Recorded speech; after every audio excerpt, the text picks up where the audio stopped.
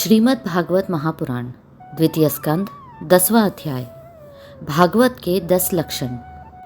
श्री सुखदेव जी कहते हैं, परीक्षित, इस भागवत पुराण में सर्ग, विसर्ग, स्थान, पोषण, उति, मनवंतर, ईशानुकथा, निरोध, मुक्ति और आश्रय, इन 10 विषयों का वर्णन है।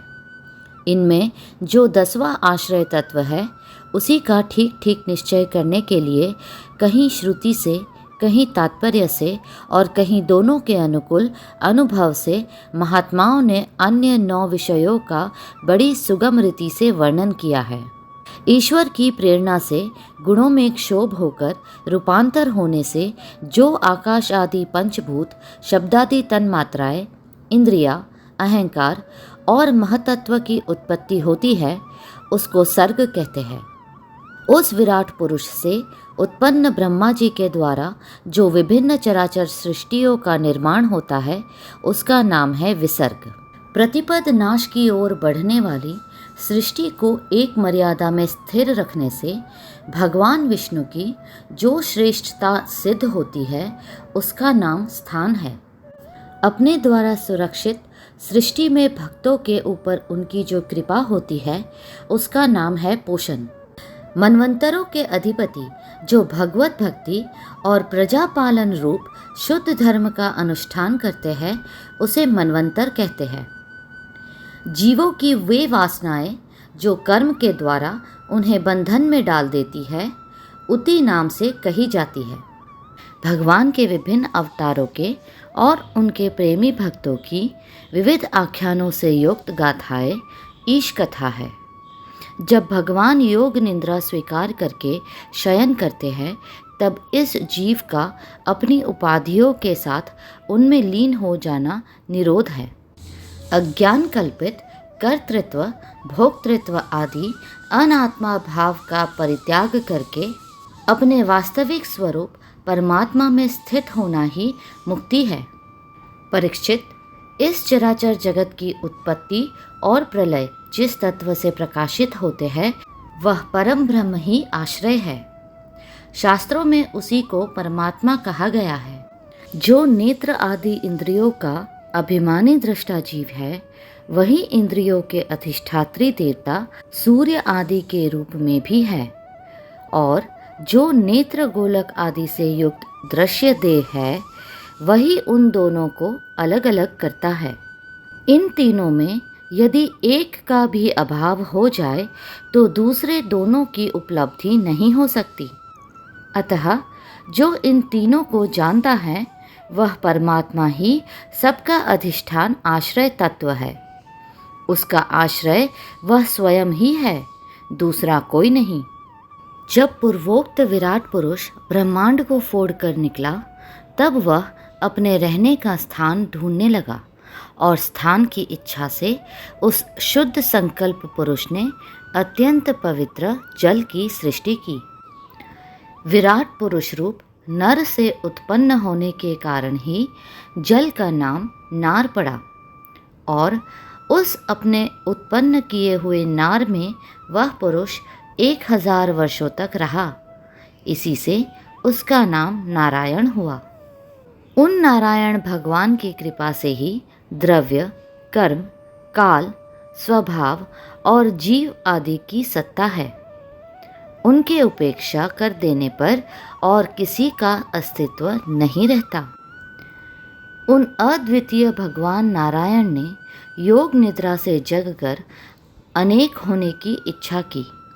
तब अपनी माया से उन्होंने अखिल ब्रह्मांड के बीज स्वरूप अपने सुवर्णमय वीर्य को 3 भागों में विभक्त कर दिया। अधिदेव, अध्यात्म और अधिभूत। परीक्षित, विराट पुरुष का एक ही वीर्य 3 भागों में कैसे विभक्त हुआ, सो सुनो।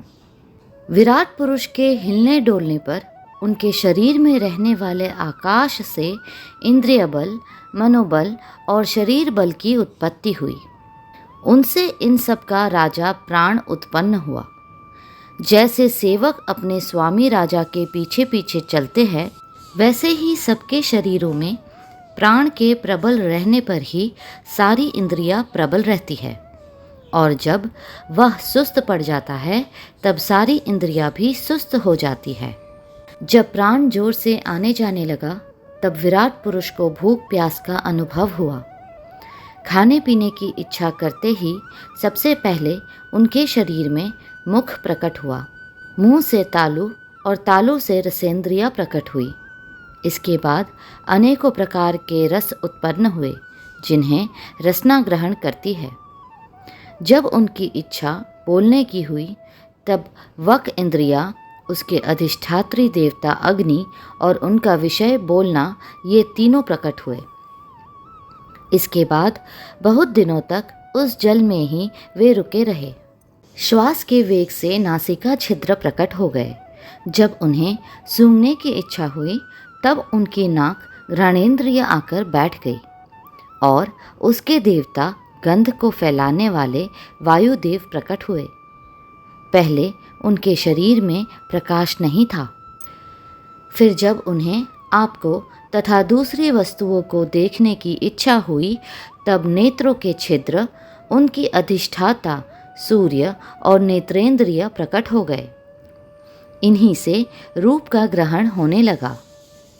जब वेद रूप ऋषि विराट पुरुष को स्तुतियों के द्वारा जगाने लगे तब उन्हें सुनने की इच्छा हुई। उसी समय कान, उनकी अधिष्ठात्री देवता दिशाएं और श्रोत्रेंद्रिय प्रकट हुई। इसी से शब्द सुनाई पड़ता है। जब उन्होंने वस्तुओं की कोमलता, कठिनता, हल्कापन, भारीपन, उष्णता और शीतलता आदि जाननी चाहिए तब उनके शरीर में चर्म प्रकट हुआ। पृथ्वी में से जैसे वृक्ष निकल आते हैं उसी प्रकार उस चर्म में रोएं पैदा हुए और उसके भीतर बाहर रहने वाला वायु भी प्रकट हो गया। स्पर्श ग्रहण करने वाली त्वचा इंद्रिया भी साथ ही साथ शरीर में चारों ओर लिपट गई और उससे उन्हें स्पर्श का अनुभव होने लगा। जब उन्हें अनेकों प्रकार के कर्म करने की इच्छा हुई तब उनके हाथ उग आए। उन हाथों में ग्रहण करने की शक्ति हस्तेंद्रिय तथा उनके अधिदेवता इंद्र प्रकट हुए और दोनों के आश्रय से होने वाला ग्रहण रूप कर्म भी प्रकट हो गया। जब उन्हें अभीष्ट स्थान पर जाने की इच्छा हुई तब उनके शरीर में पैर उग आए। चरणों के साथ ही चरण इंद्रिय के अधिष्ठाता रूप में वहाँ स्वयं यज्ञ पुरुष भगवान विष्णु स्थित हो गए और उन्हीं में चल रूप कर्म प्रकट हुआ। मनुष्य इसी चरणेन्द्रिय से चलकर यज्ञ सामग्री एकत्र करते हैं। संतान, रति और स्वर्ग भोग की कामना होने पर विराट पुरुष के शरीर में लिंग की उत्पत्ति हुई। उसमें उपस्थेंद्रिय और प्रजापति देवता तथा इन दोनों के आश्रय रहने वाले काम सुख का आविर्भाव हुआ। जब उन्हें मल त्याग की इच्छा हुई तब गुदाद्वार प्रकट हुआ। तत्पश्चात उसमें पयु इंद्रिया और मित्र देवता उत्पन्न हुए। इन्हीं दोनों के द्वारा मल त्याग की क्रिया संपन्न होती है। अपान मार्ग द्वारा एक शरीर से दूसरे शरीर में जाने की इच्छा होने पर नाभि द्वार प्रकट हुआ। उससे अपान और मृत्यु देवता प्रकट हुए। इन दोनों के आश्रय से ही प्राण और अपान का विछोह यानी मृत्यु होती है। जब विराट पुरुष को अन्न जल ग्रहण करने की इच्छा हुई तब कोख, आंते और नाड़ियाँ उत्पन्न हुई। साथ ही कुक्षी के देवता समुद्र, नाड़ियों के देवता नदियाँ एवं तुष्टि और पुष्टि, ये दोनों उनके आश्रित विषय उत्पन्न हुए। जब उन्होंने अपनी माया पर विचार करना चाहा तब हृदय की उत्पत्ति हुई। उससे मन रूप इंद्रिय और मन से उसका देवता चंद्रमा तथा विषय कामना और संकल्प प्रकट हुए। विराट पुरुष के शरीर में पृथ्वी, जल और तेज से 7 धातुएं प्रकट हुई। त्वचा, चर्म, मांस, रुधिर, मेद, मज्जा और अस्थि। इसी प्रकार आकाश, जल और वायु से प्राणों की उत्पत्ति हुई। श्रोत्रादि सब इंद्रियां शब्दादि विषयों को ग्रहण करने वाली हैं। वे विषय अहंकार से उत्पन्न हुए हैं। मन सब विकारों का उत्पत्ति स्थान है और बुद्धि समस्त पदार्थों का बोध कराने वाली है। मैंने भगवान के इस स्थूल रूप का वर्णन तुम्हें सुनाया है। यह बाहर की ओर से पृथ्वी, जल, तेज, वायु, आकाश, अहंकार, महतत्व और प्रकृति, इन 8 आवरणों से घिरा हुआ है। इससे परे भगवान का अत्यंत सूक्ष्म रूप है। वह अव्यक्त, निर्विशेष, आदि, मध्य और अंत से रहित एवं नित्य है। वाणी और मन की वहाँ तक पहुँच नहीं है। मैंने तुम्हें भगवान के स्थूल और सूक्ष्म, व्यक्त और अव्यक्त जिन 2 रूपों का वर्णन सुनाया है, ये दोनों ही भगवान की माया के द्वारा रचित है। इसलिए विद्वान पुरुष इन दोनों को ही स्वीकार नहीं करते। वास्तव में भगवान निष्क्रिय है। अपनी शक्ति से ही वे सक्रिय बनते हैं। फिर तो वे ब्रह्मा का या विराट रूप धारण करके वाच्य और वाचक शब्द और उसके अर्थ के रूप में प्रकट होते हैं और उनको नाम, रूप तथा क्रियाएं स्वीकार करते हैं।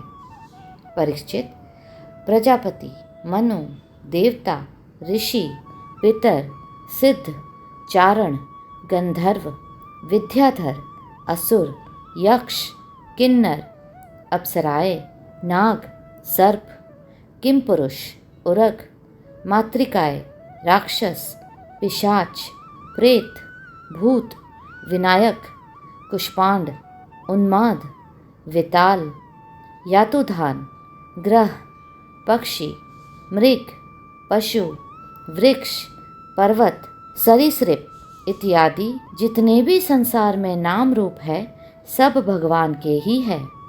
संसार में चर और अचर भेद से 2 प्रकार के तथा जरायुज, अंडज, स्वेदज और उद्भिज भेद से 4 प्रकार के जितने भी जलचर, थलचर तथा आकाशचारी प्राणी हैं, सब के सब शुभ अशुभ और मिश्रित कर्मों के तदनुरूप फल है। सत्व की प्रधानता से देवता, रजोगुण की प्रधानता से मनुष्य और तमोगुण की प्रधानता से नारकीय योनियां मिलती है। इन गुणों में भी जब एक गुण दूसरे 2 गुणों से अभिभूत हो जाता है, तब प्रत्येक गति के 3-3 भेद और हो जाते हैं। वे भगवान जगत के धारण पोषण के लिए धर्ममय विष्णु रूप स्वीकार करके देवता, मनुष्य और पशु पक्षी आदि रूपों में अवतार लेते हैं तथा विश्व का पालन पोषण करते हैं। प्रलय का समय आने पर वे ही भगवान अपने बनाए हुए इस विश्व को काल अग्नि स्वरूप रुद्र का रूप ग्रहण करके अपने में वैसे ही लीन कर लेते हैं जैसे वायु मेघमाला को। परीक्षित, महात्माओं ने अचिंतेश्वरीय भगवान का इसी प्रकार वर्णन किया है, परंतु तत्वज्ञानी पुरुषों को केवल इस सृष्टि, पालन और प्रलय करने वाले रूप में ही उनका दर्शन नहीं करना चाहिए, क्योंकि वे तो इससे परे भी है। सृष्टि की रचना आदि कर्मों का निरूपण करके पूर्ण परमात्मा से कर्म या कर्तापन का संबंध नहीं जोड़ा गया है। वे तो माया से आरोपित होने के कारण कर्तृत्व का निषेध करने के लिए ही है। यह मैंने ब्रह्मा जी के महाकल्प का अवान्तर कल्पों के साथ वर्णन किया है। सब कल्पों में सृष्टि क्रम एक सा ही है।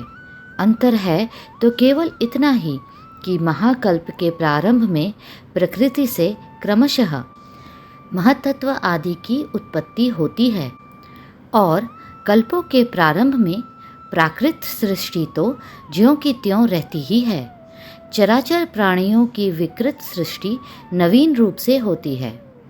परीक्षित, काल का परिमाण, कल्प और उसके अंतर्गत मनवंतरों का वर्णन आगे चलकर करेंगे।